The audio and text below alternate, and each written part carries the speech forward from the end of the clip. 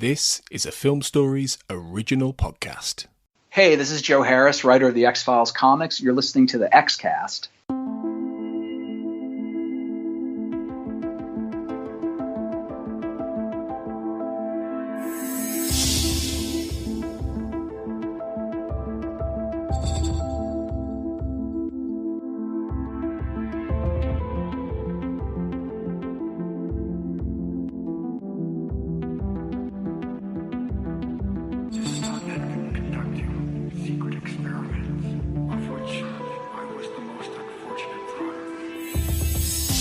Welcome to the X-Cast. The truth is that after more than a year of soaking himself in X-Files lore and mythology, Tony is currently cowering in the fetal position under his dining room table, fearing alien bounty hunters, space ghosts, and invisible gorillas are all out to get him. So instead, I am Andrew Brooker, and I'll be sitting in the Tony bum-shaped indentation of the host hot seat, and joining me in his first X-Cast appearance ever is veteran podcaster Mike Schindler.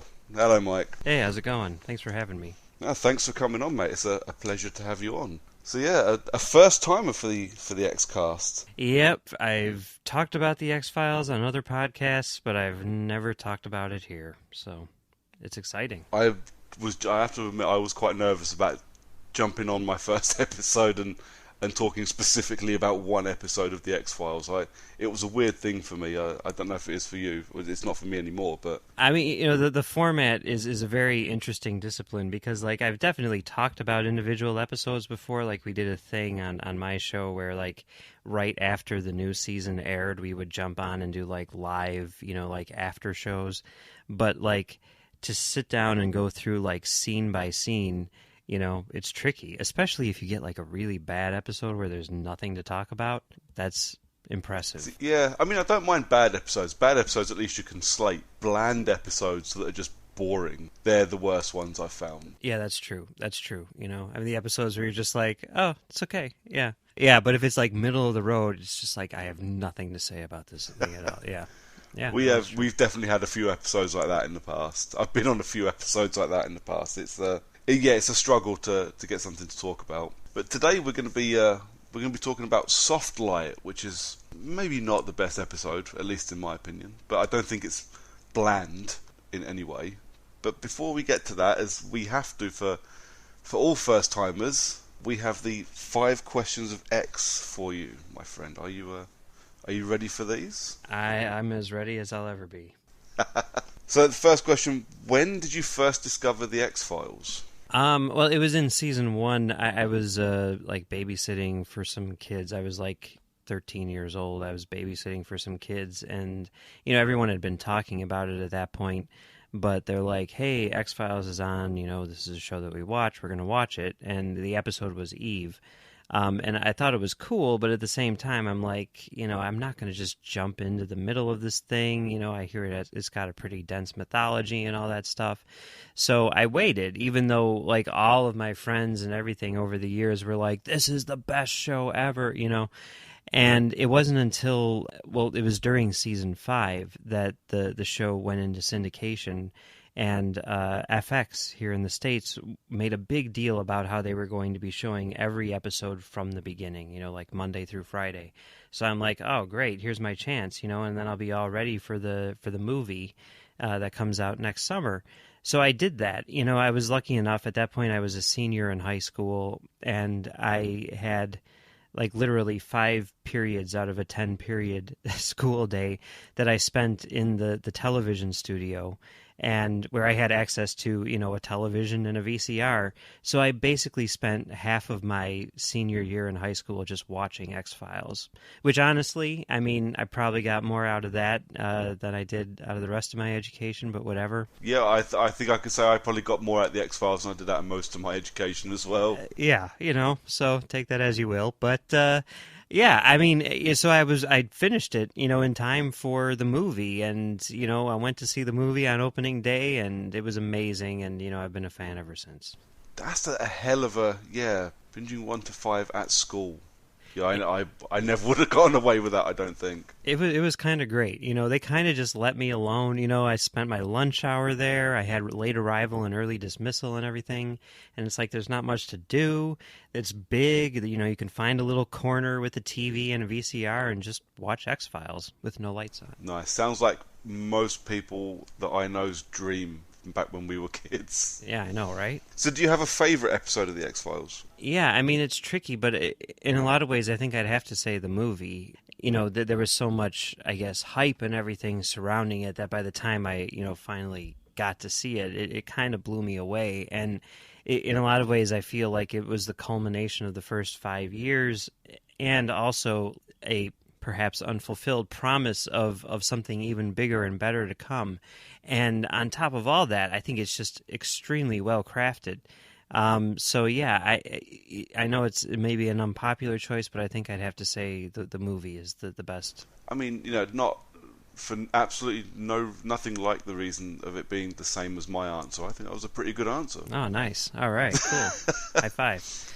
Yeah, I mean, the movie for me was about the time I was probably A, old enough to understand it, B, old enough to get excited about it, and C, it was a movie. But which was basically my answer when Tony asked me, which is no even close to as good as your answer. But the movie definitely. It's pretty great. It holds up for sure. It does hold up very well. Better than a lot of the older episodes. Better than a lot of the older episodes do. It's much better than a lot of the older episodes, in fact.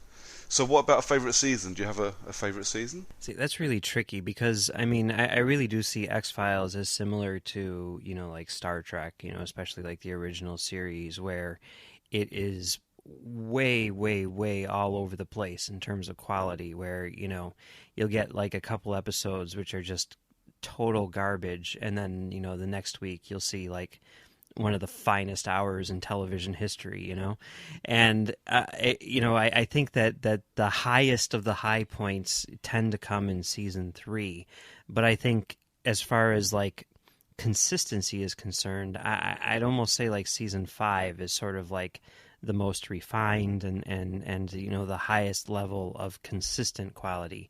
And I mean, maybe part of that is also just sort of that bias of it being right before the movie, and sort of like the hype and everything. And, for me, watching it essentially like live for the first time, along with everyone else. But yeah, I'd say that season 5 is probably my favorite. I do agree with you though, and especially since I've started watching them to be more critical of them on episodes of the X-Cast, I found that there are more duff episodes in the seasons I remember liking than I remember. Oh yeah, for sure. And I think they get worse as the years go on as well. Although, I mean, and this is sort of like a thing that I realized, I think, after the fact, sort of going back and rewatching when the DVDs were released and everything. But, a lot of people give the later seasons a lot of crap, once Duchovny is gone and all that stuff. But, while it may not be as good as the early seasons, which is some of, the best television ever, it's still really freaking good. It's still better than most television, So, for sure. Yeah, but there is definitely a variation in terms of quality throughout the entire show, for sure. But, I mean, this is like a thing which it came up, it still comes up, it's coming up again now because it's been renewed, but when those 6 episodes aired last year, everyone's like, oh my God, they're so bad. I don't even want it to come back for season 11. And like, my thinking is like, I will take 5 episodes of pure crap to get one Mulder and Scully meet the were-monster, I mean, that's totally worth it right there. If you can guarantee me an episode of that quality every season, then I'd say they should be making X-Files from now until the end of time. Oh, absolutely. I mean, you bring up a good point, because as we record this, they've just confirmed, haven't they, that season 11 will be coming at some point in the next season. But yeah, I mean, I'm definitely one of those that kind of got to the end of the revival and went, I don't really want any more. And looking back on it, I think it was just, I was a bit disheartened. I wanted more, and I wanted more of the great episodes. But you're right, when you put it like that, okay, I think we're getting a 10-episode season this time around. So if I can have two great episodes out of it, I think 9 bad and 1 Monster might be pushing it a little bit.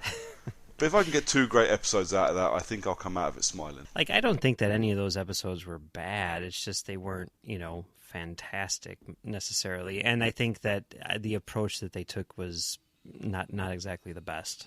But no, what can you do? What can you do? Maybe they'll learn from their mistakes. You never know. Well, we can only hope. So, who would be your favourite character in the X-Files? Then it doesn't have to be a main character. It can be a cameo, a side character, whoever you fancy. I think it would have to be Scully. I know that's boring, but I think it's true. I mean, a lot of that has to do with, Gillian Anderson's performance and everything, but, the idea of the skeptic and everything who keeps, Mulder on his toes and sort of like her journey into, believing herself and everything. I think it's pretty good, but Gillian Anderson's performance is so good.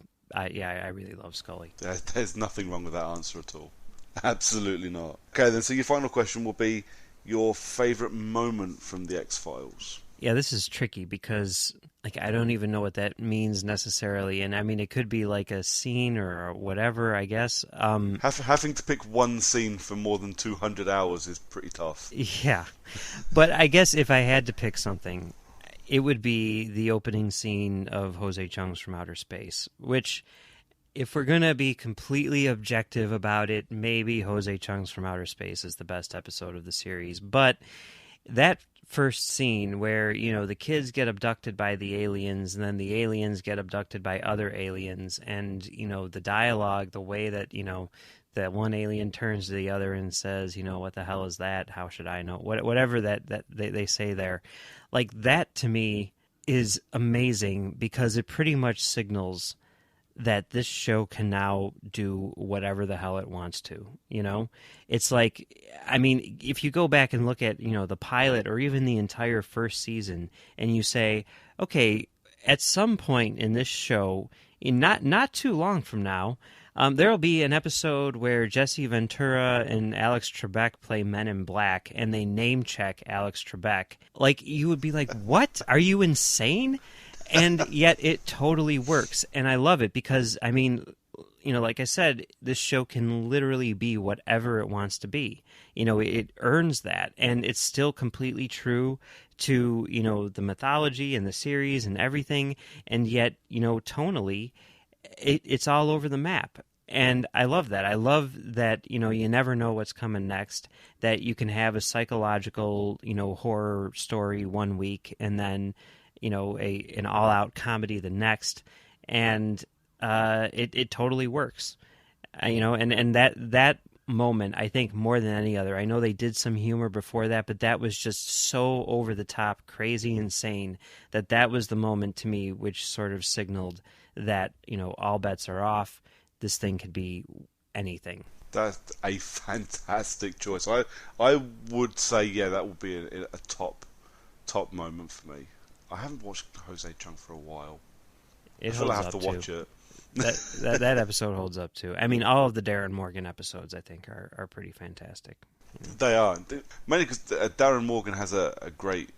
His comedy in all of his episodes is pretty timeless. And the other thing about it is, while they are all very funny, they're also, like, philosophically, like, some of the deepest episodes of the show, Yeah. I mean, you come out of that, and after you stop laughing hysterically, you just kind of, like, think about the meaning of existence, and then, you're like, oh, okay, now I'm depressed, or whatever. I mean, I love that. I absolutely love that. He's so good. I really wish that there were more episodes by him, but then again, just having like the 5 or 6 that he wrote, as these sort of like little perfect gems, I think is kind of great too.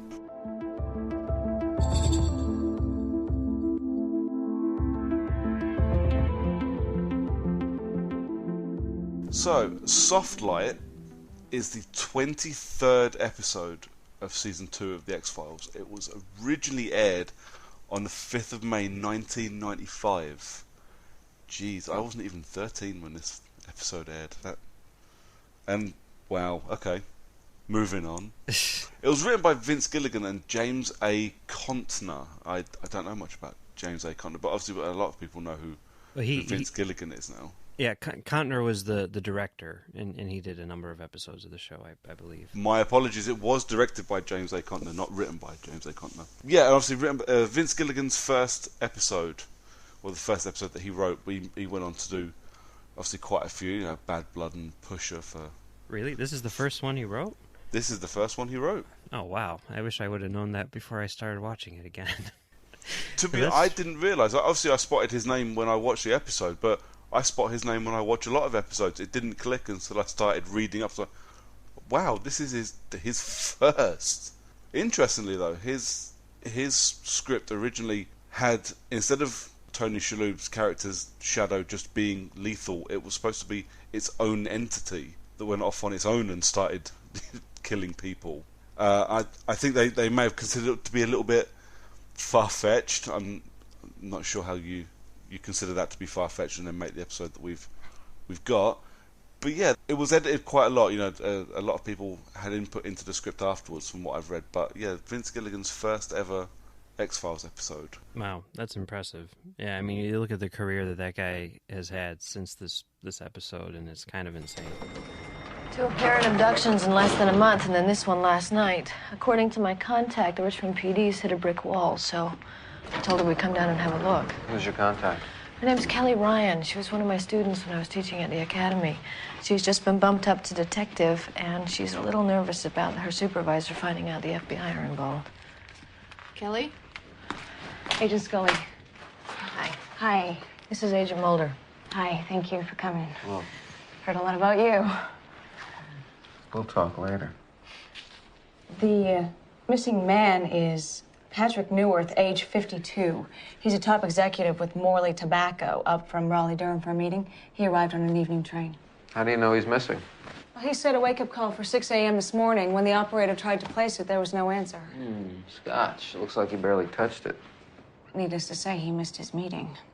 They waited 3 hours before sending hotel security up. The door was locked, security chain fastened, and when they broke in, no Patrick Newirth. Windows? Locked from the inside. We're 6 stories up, no fire escape. No way in or out of this room. Agent Scully, what are you looking at? The heat register. You don't think anyone could have squeezed in there? You never know. What would you rate this episode out of 10? I would give it a 7. Is it just quite a high score? Is it just really entertaining, or? I mean, I don't know if it's that high. I mean, let's not go overboard, I mean, I'm not like, this is amazing. I'm like, that's a pretty good episode. Yeah, that's solid. I think what I like about it is that it starts off as sort of like prototypical X-Files, like, oh, there's a weird thing. I wonder what it is. Oh, we're putting the clues together. We're figuring it out. I mean, that kind of thing. But then, like, about 2/3 of the way through, it takes this weird turn with Mr. X and becomes something completely different character-wise. And that's what I think works really well in this episode, I mean, not to mention the fact that, Tony Shalhoub is great, as per usual. He is infinitely watchable in almost every... He's always the shopkeeper alien from Men in Black for me. Yeah. But he's even in that really ridiculous role, he's brilliant. I don't think I'd give it quite. So I think it's a solid 6 out of 10 for me. It's not a bad episode by any stretch, and it's not boring. It does feel very middle of the road. It ups it a little bit when you get to, like you said, when Mr. X makes an appearance, and we get a little bit of government stuff, and it looks like there's a bit of conspiracy surrounding Tony Shalhoub. But I don't think the people falling into the pit of darkness was that interesting. Certainly not to start with. Yeah, I mean, it has a lot of problems, which I'm sure we'll get into, as we go along. But yeah, it's decent, but it's not an episode where I'm gonna be like, oh yeah, let me grab my DVD and pop in Soft Light. All right, this is gonna be amazing. I can get my Tony Shalhoub fix from many other places before I go to Soft Light. Exactly. But it's still pretty cool. It's interesting. It has an 8 out of 10 user rating from just over 2,300 user votes on IMDb, which is I found a lot of the X-Files episodes tend to hang around 8.5 and 9, even the rubbish ones, unless they are absolute garbage. Then they're quite low. So 8 is it's not a bad score for this, I don't think. No, not at all.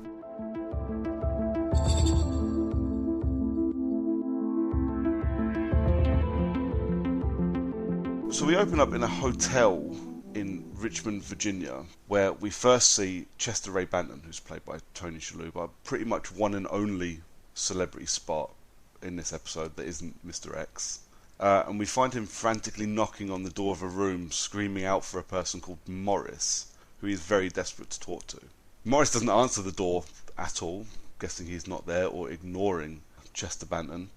But he does gain the interest of a man on the other side of the hall who starts looking through his peephole in his hotel door to see what's going on. Banton kind of starts stepping backwards away from the door, and as his shadow stretches under the door, the guest who's looking at Banton through his peephole vanishes into the shadow, evaporating, leaving nothing but a strange burn mark on the floor. Mr. Banton finds out what's happened, or realises what's happened, turns the light off, and legs it. So that's our cold open. What do you think to the cold open in this? I mean, I guess it's intriguing enough. I mean, the thing which I think we'll see throughout this episode, which I'm willing to cut them some slack, because whatever, but like for a show which is kind of known for having this amazing visual style, which relies on kind of like sculpting light with shadows, it seems like the people who made this particular episode have absolutely no idea how shadows work. So that's a little troublesome, but whatever. There's that bit and the bit just as he runs away. So you see Tony Shalhoub running away, and it looks like the shadow is just kind of sauntering behind him as it goes. And I think that gives the impression of maybe what was supposed to happen with Gilligan's script, when it being, had the shadow taking on a life of its own and doing its own thing. Yeah, and they do kind of like reference that sort of idea later on when he's talking about it and saying like, it will kill you, blah blah blah, that sort of thing. It doesn't care, whatever he says. So I can definitely see where that was sort of like left over. And I know you're trying to convey something visually which may not play as well on film as you would hope, but there are some effects here in terms of like where the shadows fall and all that stuff, which are a little suspicious. But yeah, I mean, as far as the cold open is concerned, I mean, I think it's solid conceptually. Yeah, I mean, puts a little intrigue in there, doesn't it? Yeah, it's a very, very typical X-Files teaser. So opening credits are done, and we meet a local detective, Ryan, who's talking to, or who ends up talking to Mulder and Scully. They've been brought in kind of on the quiet to help this detective out with her case of the missing man with the scorch mark in the hotel room. Because it turns out he is the latest in 2 or 3 missing persons cases that's only left this scorch mark on the floor. So Mulder and Scully come along, and Mulder finds starts coming up with strange and wonderful ideas, having wandered around and looked at the hotel room. Interestingly, actually, I wanted to mention this earlier. The guy who vanishes, the original guy who we discover has nothing to do with the story at all, he works for Morley Tobacco. Yes. Which I don't know if it's done just to make you think this is a conspiracy episode or tied to the conspiracy, but when I watched this the other day for the first time, I kind of went, oh, okay, something's going to be weird here. And I spent the entire first time I watched it waiting for the conspiracy things to happen because it was Morley cigarettes. It's interesting because obviously everyone knows Morley from, X-Files, but Morley is the generic cigarette brand, which is sort of like used by lots and lots of movies and TV shows, going all the way back to Alfred Hitchcock's Psycho was the first known instance. And it's crazy because I didn't know that, and I mean, like, it's certainly most visible in X-Files, and they do this one. There's another episode where they go to like a Morley tobacco factory or something like that. And, I mean, it's cool. I mean, I like that there's like a Morley cinematic universe, which includes all these things like, Breaking Bad. And, I think the first time I ever saw it outside of X-Files was Spy Game, But I like it because it sort of adds to the believability of the universe in a sense. You know, we've seen this prop everywhere, and now they're sort of saying like Morley is an actual company and this guy works for it, and it doesn't matter outside of that. But it's just kind of cool that they sort of like tie in all of these little pieces to sort of like, you know, create this fabric of reality. So make their universe a little bit more real. Yeah. Which brings me on, actually, because while they're investigating the room, it's one of the few times the X-Files done this. They slightly throw back to Squeeze, with Scully checking vents in the wall to see if maybe somebody had come through it. Yeah, that's pretty Which cool. got a little smile out of me, because it's not something they've done very often, especially not for Monster of the Week episodes. Yeah, for they sure. didn't kind of reference them a little later on. And it's extremely subtle. It's just like one of those things where it's like, if you know, you know, but... But if you do, it makes absolutely no difference to you if you don't, or if you just don't get it. Yeah. But yeah, so Mulder very quickly puts everybody on edge by suggesting that our local tobacco salesman has spontaneously combusted because all the doors and windows are locked from the inside and there's just a little scorch mark. This is his first idea, is spontaneous human combustion. All while this is happening, Mr. Banton is sitting on a train, very cautiously looking at the floor, worried about his shadow, searching for some soft light so that his shadow can't be seen. After he leaves, Banton is confronted by two police officers who are patrolling the area, and despite him warning them to stay away, the officers step into his shadow and vanish, leaving yet more scorch marks on the floor. Now, it took me a second watch to get to this point and realise that actually here we still don't know who he is, and the police still don't know who he is. It was just a really unfortunate accident, and a really, a proper bit of wrong place, wrong time for the police that had tried to pull him over. Well, I think, if I'm not mistaken, because I think they talk about this later on, like in the next scene, but I think like they put out like an APB for him or something like that based on their recommendations or whatever, right? Because like later on, isn't the like Scully's friend in trouble because she sent out these cops to get this guy, and now she's going to be sort of like on the hot seat for the fact that two cops got killed? Yeah, I did get the feeling that was why they were there. Mm-hmm. But there was also I couldn't quite figure out, and maybe I have just missed something, but I couldn't figure out. It did just feel like they know it's the same case because scorch marks on the floor, but I couldn't tell whether or not they were sent there. Yeah, and I was almost certain the second time I watched around that they weren't. They just happened to be in the area. I might be wrong. I'm quite regularly wrong when I watch these episodes. When I was watching it, I definitely I felt like they did just happen to show up, but then it was just the dialogue in the next scene where I was like, okay, maybe I missed something. So I don't know. Yeah, maybe so she seems very concerned that she's now in trouble for having a possible cop killer on her hands. So Mulder and Scully start reviewing some surveillance tapes from the station, the crime scene, the scene of the disappeared policeman, and sees Banton staring at the floor. And after blowing up the frame on the screen, Mulder sees the logo for Polarity Magnetics on his jacket. So Scully and Mulder go and visit Polarity Magnetics, where they meet scientist Christopher Davey. He identifies Banton, a physicist conducting research into dark matter. So now we get a little bit of backstory into the man, and he's now Dr. Banton, not just Mr. Banton. We now know he's a doctor, and he works on a physicist working on the weird and wonderful world of dark matter. Yeah. That scene where they discover that he works for him by blowing up the video on that image or whatever. Probably the least realistic thing in this entire episode. Yeah. I mean, I know that's a thing, but like, let's enhance this image and then read this thing on this, low res NTSC. Yeah, no, that doesn't happen. But no. We'll let it slide. It's one of those things that at this point we're almost at the end of season 2.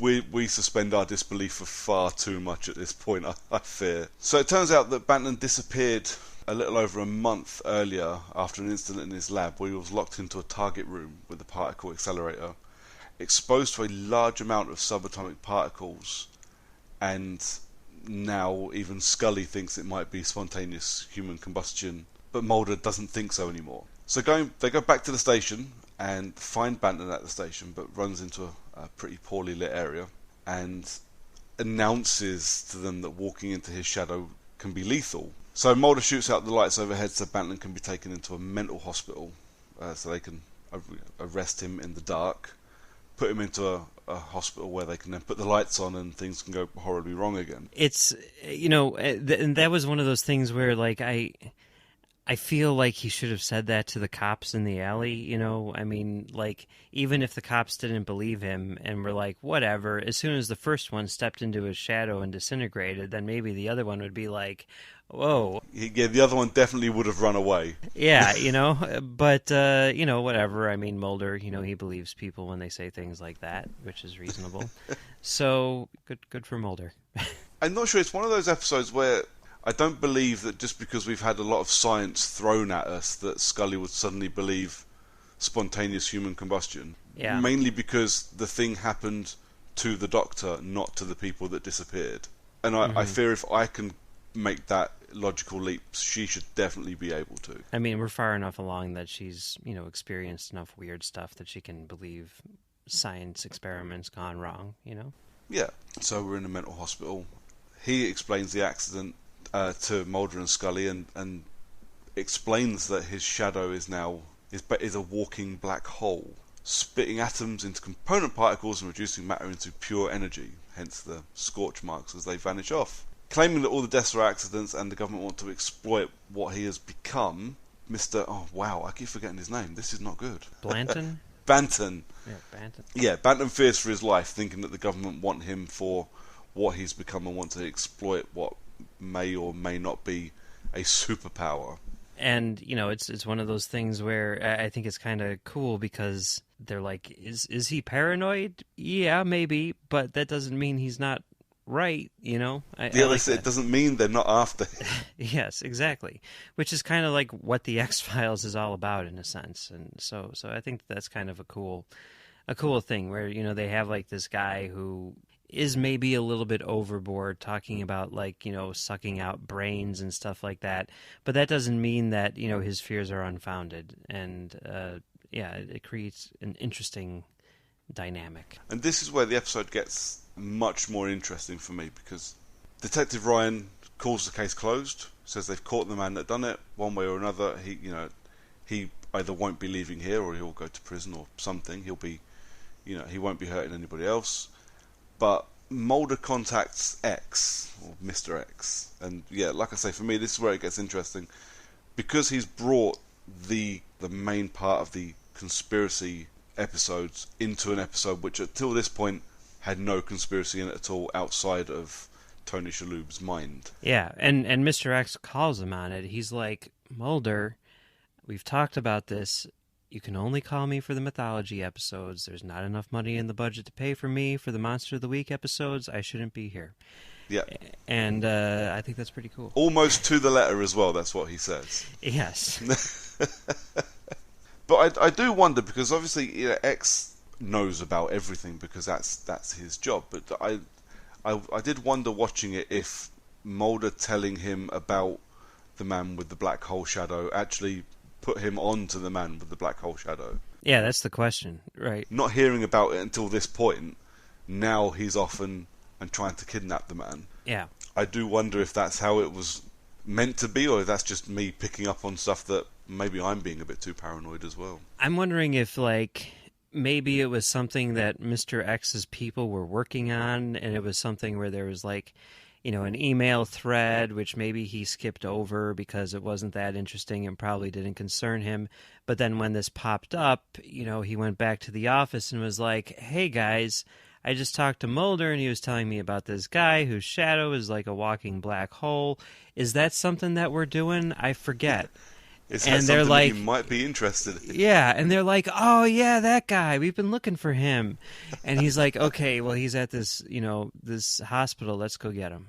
I think that's probably how it went down. Yeah. So, in the dead of night, Mr. X turns up at Banton's mental hospital. The lights mysteriously all go out, and they try to break him out because they are definitely off to kidnap him, Mr. X and a couple of his associates. However, the emergency lighting turns on, throws a shadow across Mr. X's associates, who quickly vanish into the ether along with everybody else so far in this episode. I really love that scene because we just came out of a scene where Mr. X starts yelling at Mulder for this and saying, "Leave me alone. I'm not interested. This has nothing to do with me. I'm not going to do anything about it." And then we see Mr. X being, a complete, badass, sort of going in, and doing this raid to get this guy in this like crazy stylized sequence.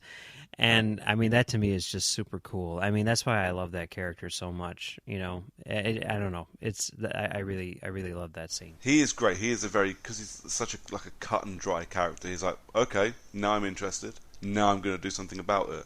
Yeah. No messing around. We'll be back in a bit. We don't see a scene where he's like, should I or shouldn't I? He's like, I'm not mulling it doing over this. in the pub with his mates. Right. He's like, I'm not doing this. Leave me alone. And then in the very next scene, you see him, doing it. I mean, it's pretty awesome. The fact that it goes horribly wrong for him this time around means that maybe he should have spent a bit more time organising it. But that's cool too, because you think of him as being sort of like at the top of his game. He's the best in the world at this sort of thing, and he messed it up. Absolutely, he does have that. Cool. Until this point, you think he's completely infallible. Mm-hmm. Yeah, and he's proven wrong in the most horrible of ways. Yeah, that's cool. Yeah, no, I very much like that. So of course, Banton legs it from the hospital and goes back to Polarity Magnetics, and is confronted by Ryan. Now, this is the one bit I'm not really that much of a fan of. So Detective Ryan turns up and tries to re-arrest him. He knows who she is, she knows who he is, and this is the first time you see him purposefully kill somebody with his shadow. Yeah. I mean, I don't care how many times he says sorry as he does it, he purposefully killed her with his superpower black hole shadow. That was an interesting turn for me, because at this point on, anything else, I'm like, well, you deserve this now. Yeah, no, I mean, that's I think that's pretty cool, because it's very not cut and dry. I mean, thinking about this, in Vince Gilligan terms, and, taking that sort of idea to an extreme with, say, Breaking Bad, I mean, he's kind of known for doing this thing where characters who are, generally speaking, good people, or who certainly have the appearance of being good people when pushed to the limit, they break bad, Yeah. I mean, that's what he did. He broke bad. And I think that's kind of cool. It's like, certainly, I mean, you could make the argument too. It's not cut and dry. You could make the argument that he was doing that for the greater good, in a sense. Like, I get the impression that he was more than willing to die in order to stop this thing, because he couldn't live with the fact that he was hurting other people. And this woman was going to stop him and cause not necessarily her death, but more deaths. And that was something which he was trying to prevent. So, I mean, I think it's kind of cool. It's definitely, a very interesting moral question, and there's definitely something about it which does not sit the right way when thinking about that character. I mean, I wouldn't argue that was, not something that he should have done. But at the same time, the place that it's coming from was perhaps not an evil place.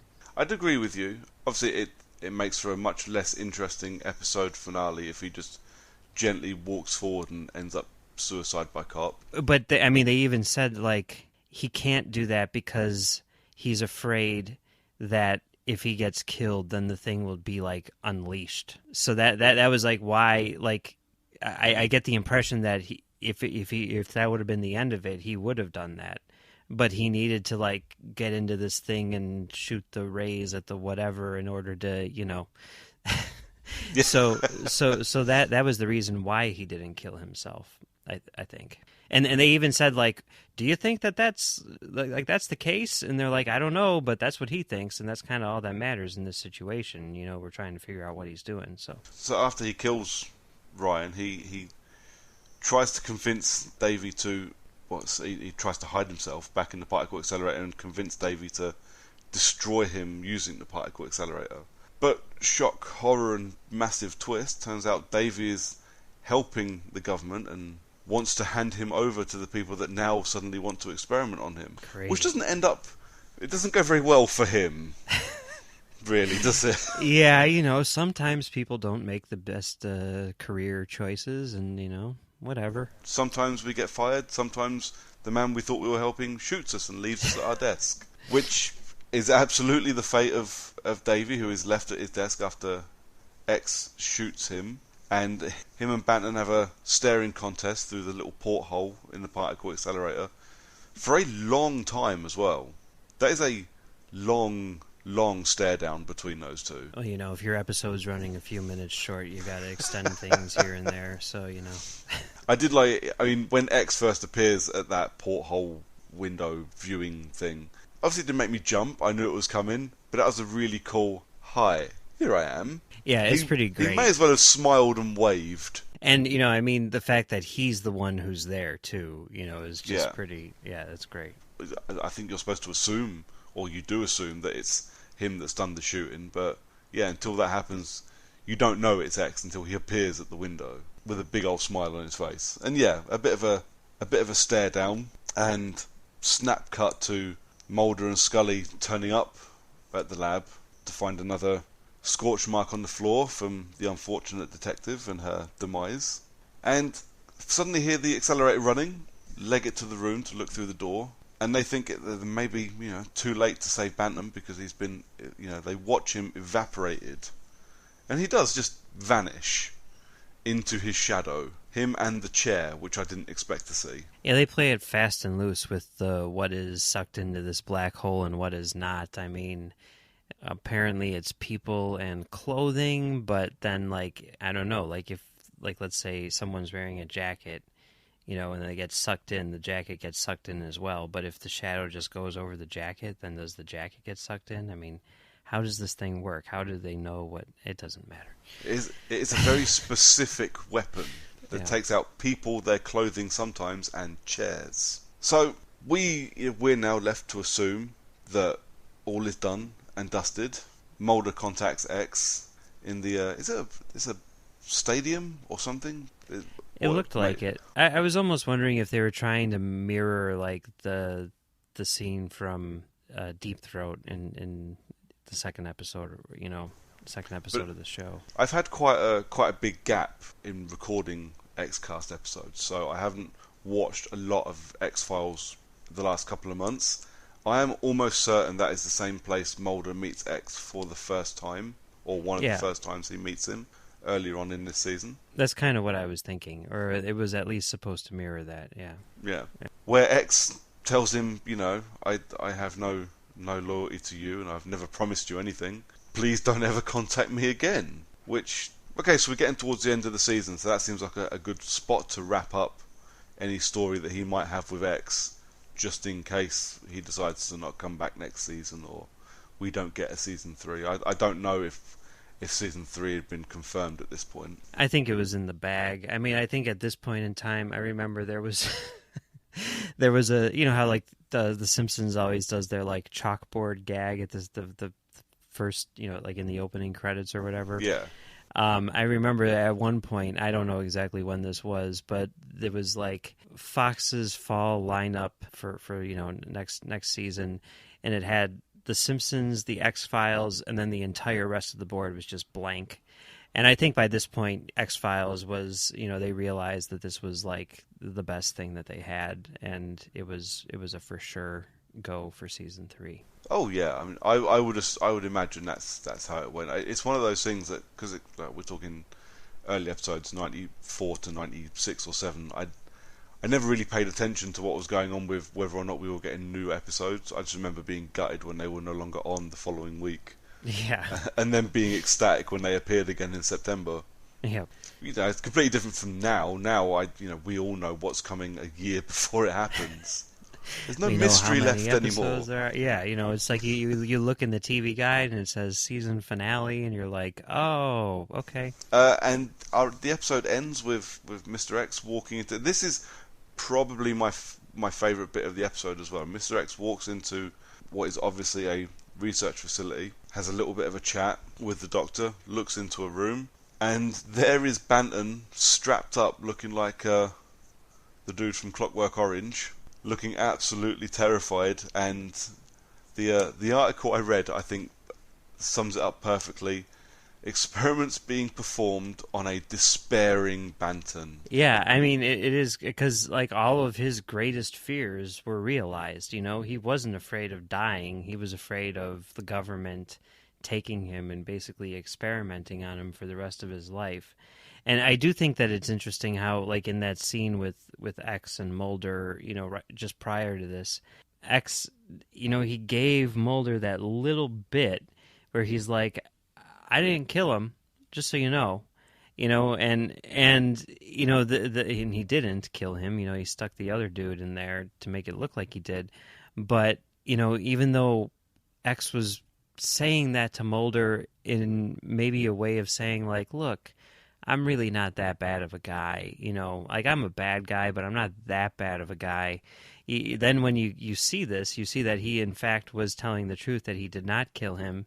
You know, you think, like, maybe he's actually worse of a guy.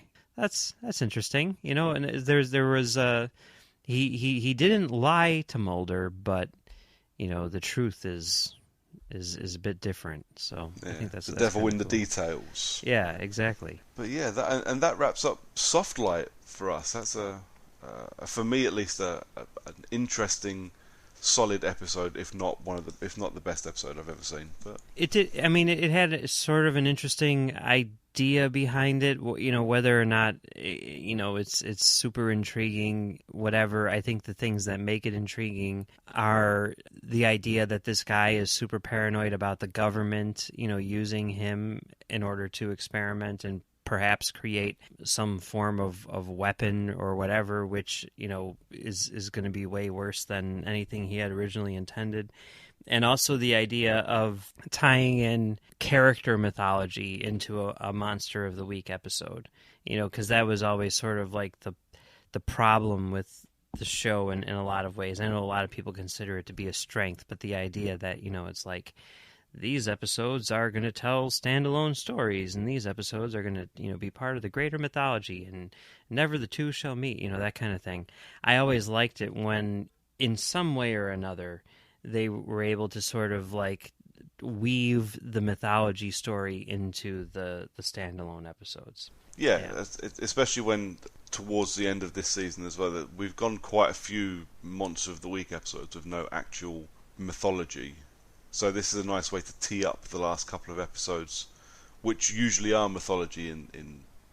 When they, you know, the last couple of episodes of every season usually is mythology leading into the cliffhanger in the next season. Yeah. So for sure. So to bring Mr. X in there, don't forget he's over here. We still have him. It's all good. Mm-hmm. But no, I didn't hate Softlight. Like we said earlier, I wouldn't rush to watch it. I can, you know, get my X-Files and Tony Shalhoub fix plenty other places. But you know, the next time I binge it, it won't be one I skip over. It's more likely to be when I do a bit of work while it's on. Well, especially the Vince Gilligan thing. I mean, that just kind of blew my mind. I mean, I've always been a fan of his, you know, especially with the X-Files, but also he's done, like, did you ever see Home Fries? Yeah. That movie is crazy, like absolutely crazy. And I think part of it is the fact that it was promoted as this little, like, romantic comedy, and then you find out that it's about, like, these guys who have, like, a mom who's trying to, like, kill. I mean, it's weird as hell. And, you know, then, you know, you look at, like, Breaking Bad and everything, and it's like, well, is this, like, the best television show ever? I don't know. It might be. And then Better Call Saul on top of that, which is, like, the weirdest spinoff you could possibly imagine. And, I mean, Vince Gilligan is a master, like an absolute master. And obviously, you know, you always think of him as being, like, the guy from the X-Files who went on to do this other stuff. And, you know, to think that, like, this is the very, very, very first thing that he did is really, really interesting. You know, I'm definitely going to have to watch this again with that in mind. It is interesting because he's one of those. X-Files has got that thing for me where every time, not so much now because I've watched it so many times and I watch so much other stuff as well. But like 5 years ago, I'd binge through the X-Files and suddenly go, oh, that's him from that thing.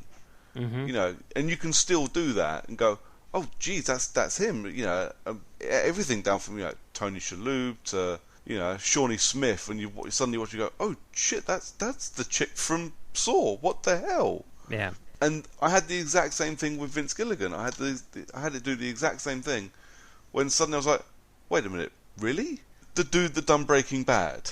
Really? Yeah, you know, I mean, for me, I think it was sort of like the opposite, where I was a Gilligan fan, and then when Breaking Bad came out, I'm like, oh, really? He's getting his own show. I definitely have to check that out, you know. But he really took it to another level with that thing. I mean, I have to say.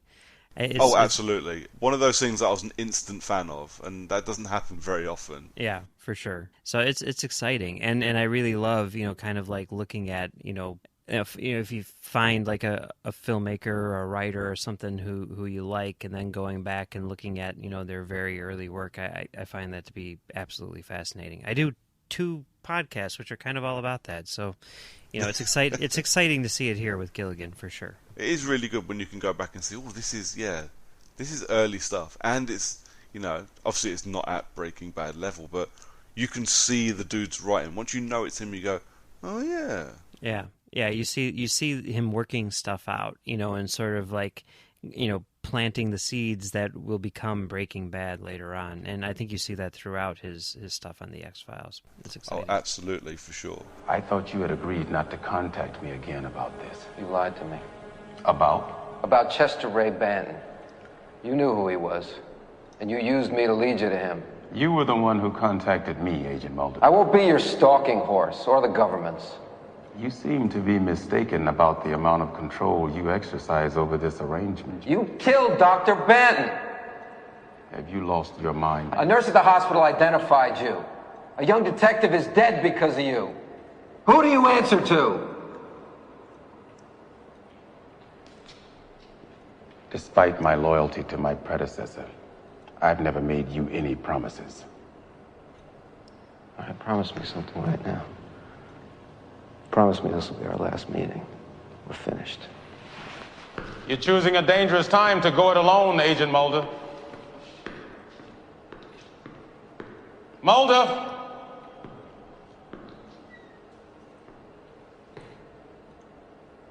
I didn't kill him.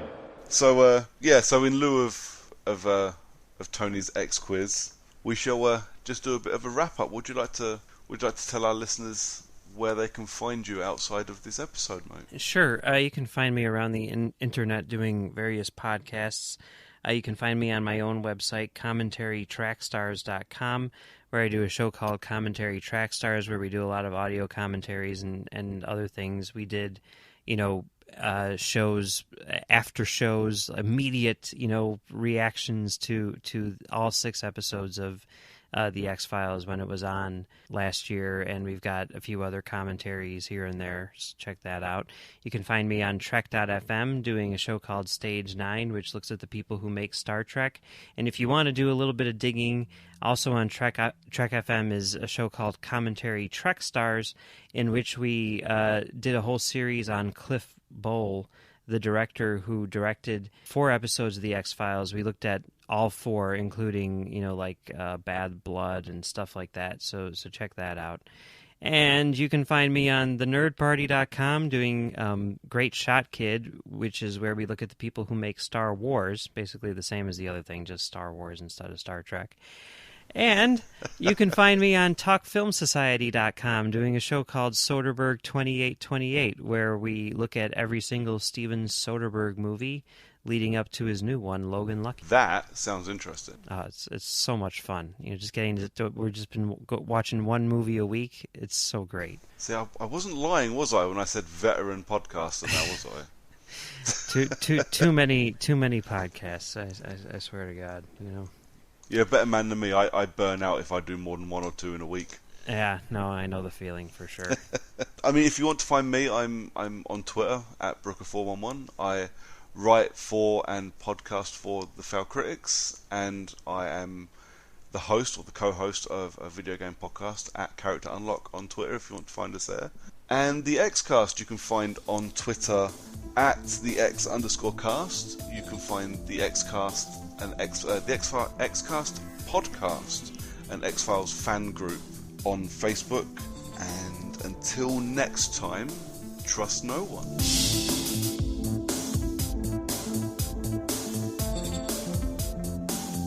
The Xcast is produced and presented by Tony Black, part of the Black Hole Media podcast network. Title music is courtesy of Will A, who you can find on Twitter at I am Will AYE.